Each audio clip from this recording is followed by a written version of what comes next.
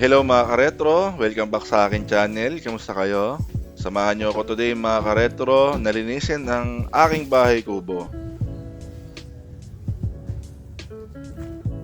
Itong bahay ni kubo na ito mga karetro ay gamit ng aming pamilya para sa mga gatherings, sa pag salo-salo tuwing Sunday. Nagsasama-sama kami para kumain ng pananghalian. Pero recently mga karetro, walang gumagamit nito. So medyo makalat siya, maalikabok. At napag-isip-isip ko na gamitin na lang muna itong space na ito para pahingahan ko. At the same time, wala kasi akong space sa aming bahay. So, kaya naisip ko na dito i-set up yung aking retro gaming. Pansamantala habang wala pa akong retro gaming setup room sa aking bahay, dito na muna.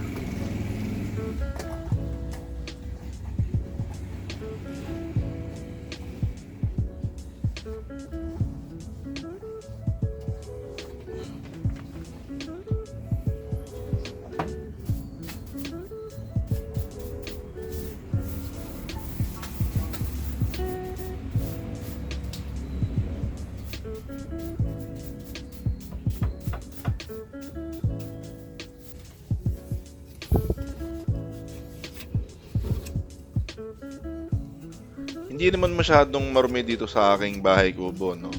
Medyo maalikabok lang since open siya. Kailangan nating punasan, pagpagan ng konting alikabok, walis-walis dito.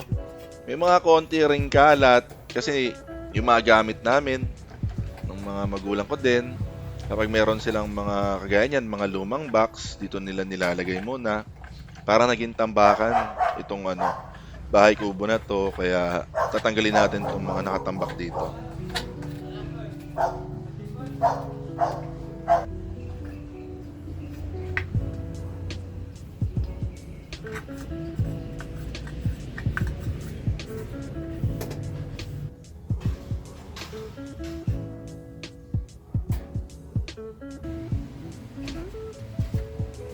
Itong bahay kubo pala na ito, mga ka-retro, nasa likod siya mismo ng bahay ko. Kung makikita nyo kanina, nung umpisa ng video na to, yun yung exit door o fire exit ng aking bahay na leading dito sa bahay kubo namin.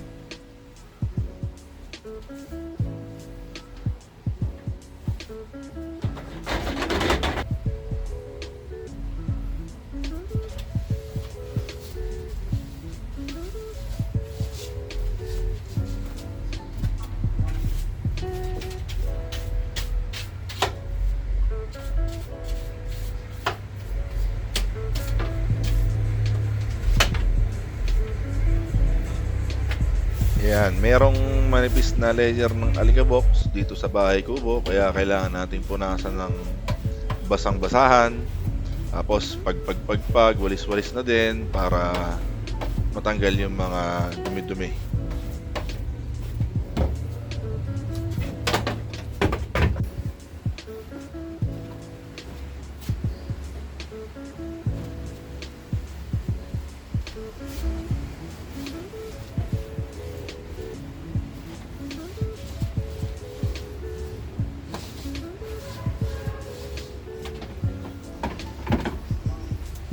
Flex ko nga lang pala mga retro, no?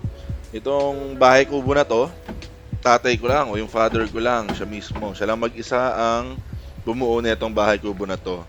Medyo natagalan lang kasi since mag-isa lang siya. Yung tulong na binigay ko sa kanya dito, ano lang, kapag magbubuhat lang ng mga mabibigat na parte, mga kahoy, ganyan. So, shoutout sa tatay ko, napakagaling niya. Siya lang ang gumawa na itong bahay kubo na to.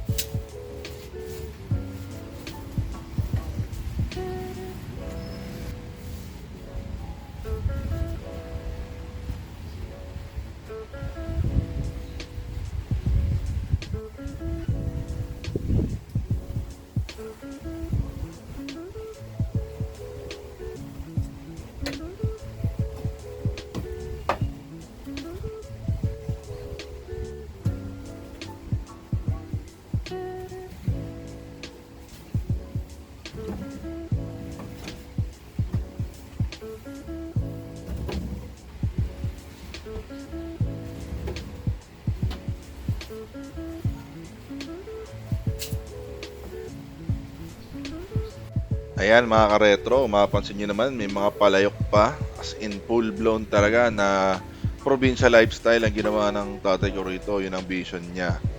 So may mga lutuan kami dyan sa labas ng kubo, saan pwedeng doon paglutuan yung mga palayok.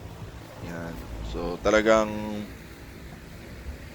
full experience ang ano rito mga ka-retro, full experience ang bahay kubo.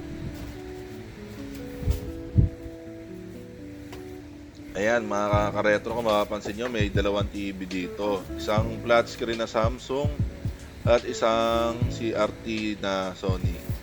Yan yung mga pinaglumaan ng pamilya namin na hindi na nagagamit, nakatambak na lang sa bahay. So dito dinala sa kubo. So napaka perfect timing kasi swak na swak itong CRT TV na to para sa mga retro consoles natin. Talagang perfect siya dito.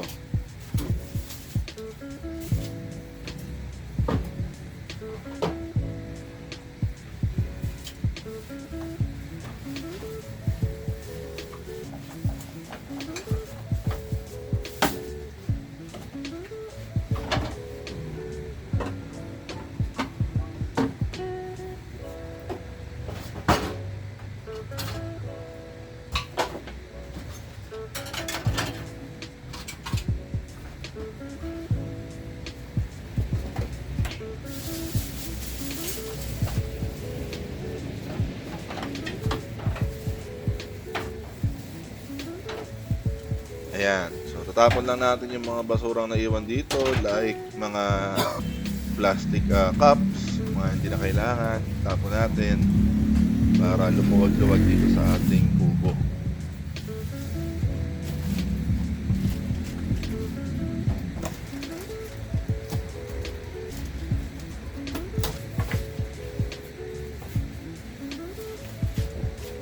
Lunch?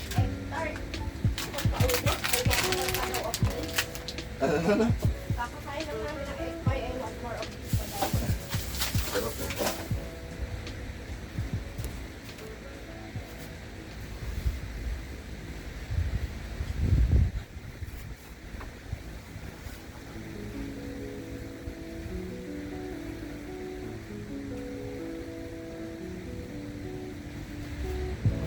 Yan, malinis na ang ating bahay kubo.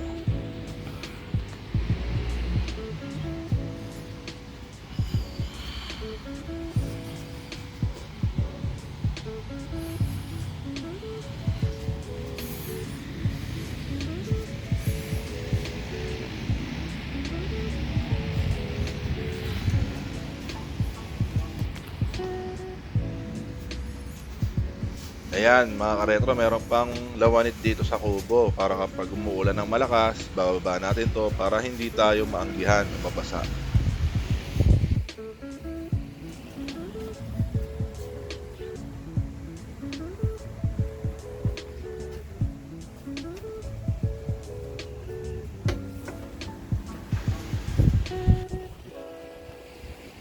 Ito naman yung view natin sa labas, may mga tanim din ng nanay ko dyan.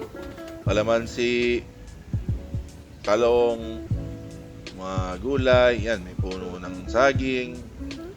Parang ito yung ano niya, pinaka libangan niya. Meron siyang mini backyard.